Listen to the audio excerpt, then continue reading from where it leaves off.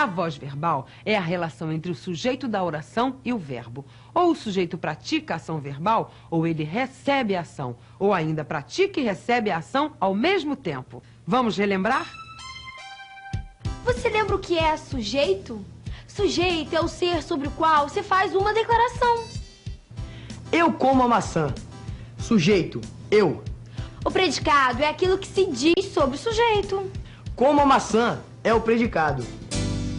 Sujeito e predicado são duas funções básicas da oração que não podemos esquecer. O sujeito concorda em número e pessoa com o verbo. O verbo comer concorda com o sujeito eu e fica eu como. Se o sujeito fosse nós, ficaria nós comemos. Observem que, na frase, o sujeito é quem pratica a ação de comer. Nesse caso, dizemos que o sujeito é o agente da ação e que o verbo está na voz ativa. Voz ativa? Você sabe o que é voz ativa? Claro. Quando eu estou falando, minha voz é ativa. Quando eu estou calado, minha voz é desativa. Ativou?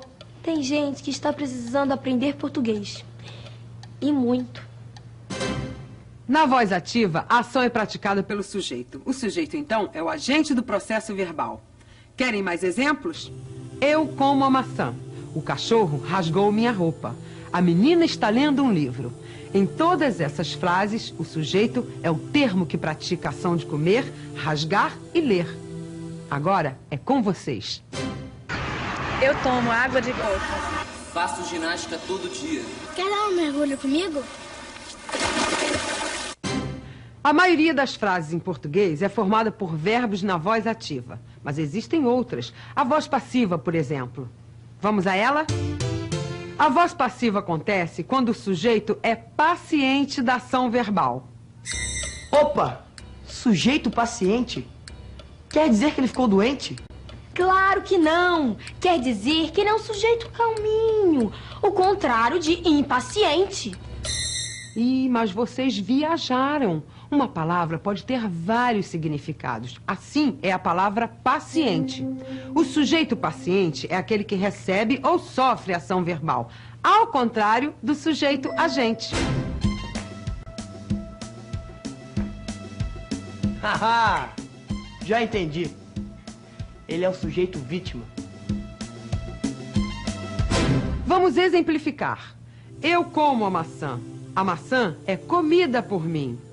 Na primeira frase, o sujeito eu pratica a ação de comer, mas atenção à segunda frase. O núcleo do sujeito maçã pratica alguma ação? Não. O sujeito sofre ou recebe a ação verbal. O sujeito a maçã é paciente da ação. O verbo está na voz passiva. Há uma inversão aqui. O que era sujeito na voz ativa passa a ser o agente da voz passiva. E o que era complemento do verbo na voz ativa passa a ser o sujeito da voz passiva. Há uma troca de funções quando transformamos a voz ativa em voz passiva. Querem tentar transformar? O fotógrafo tira muitas fotografias. Muitas fotografias são tiradas pelo fotógrafo.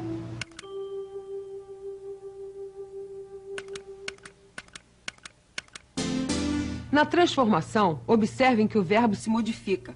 Na voz passiva, ele se transforma numa locução verbal formada pelo verbo ser mais o verbo principal no particípio. Tentem agora comigo.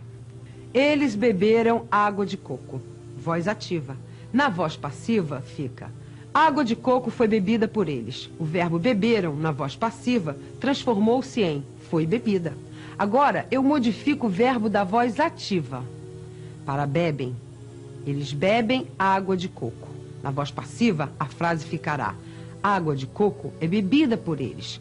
O tempo e o modo do verbo na voz ativa permanecem os mesmos do verbo ser na voz passiva. Joguei a bola. A bola foi jogada. Jogarei a bola.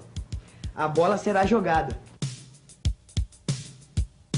Agora que vocês já conhecem a voz passiva, é bom que não esqueçam. Nem sempre o sujeito é o agente da ação verbal. Na voz ativa, ele é o agente, mas na voz passiva, ele não é.